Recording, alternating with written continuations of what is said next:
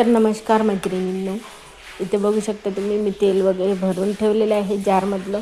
तर ते प्लेटमध्ये तेल दाखवलेलं आहे, ते खाली वेस्ट पडलेलं होतं तेल, ते मी जमा करून एका प्लेटमध्ये ठेवून दिलं. आणि त्या तेलात मी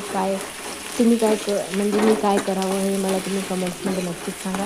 मी आता दिवा लावत असते, पण असं दिवा लावायला चालते की नाही हे मला माहिती नाही. जर तुम्हाला माहिती असेल तर कमेंट्समध्ये मला नक्कीच सांगा. तर बघू शकता आता मी बटाट्याची भाजी करणार आहे, आणि साधी सिंपल माझी भाजी असते कारण की मी याच्यात मसाला वगैरे काही वापरत नाही. मसाल्याने खूप ॲसिडिटी होते, म्हणून मी मसाला जास्त वापरत नसते. साधी सिंपल अशी मी भाजी करत असते. आणि आज मला खूप असं काम होतं. मी काही म्हणजे ब्लॉगच शूट केलेलं आहे, आणि मिनी ब्लॉगच मी टाकत असते, कारण की लॉंग म्हणजे टाकले तुम्ही कोणी बघत पण नाही, आणि मला काही प्रतिसाद पण त्याला जास्त मिळत नाही. आणि हे मिनी ब्लॉग सर्व म्हणजे खूप म्हणजे असा जास्त तर नसते, पण तरी बऱ्यापैकी सपोर्ट असते मला.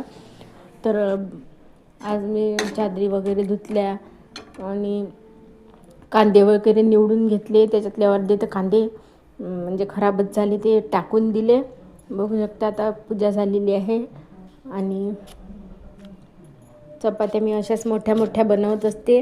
अशाच मोठ्या चपात्या म्हणजे अशाच चपात्या लागतात आम्हाला, पातळ वगैरे काही करत नसते. मी थोड्या जाडच चपात्या बनवते. हे बघू शकता जेवणाचं ताट तयार आहे. तर चला या तुम्ही पण जेवायला. आणि हे स्पेशली तुमच्यासाठी वाढलेलं ताट आहे मी. आणि बघू शकता गुलाबाचे डांगा इतक्या वाढल्या होत्या ना, तर पूर्ण एकत्र झाले होते.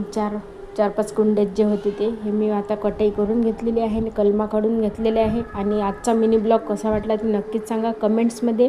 तर बाय सर्वांना.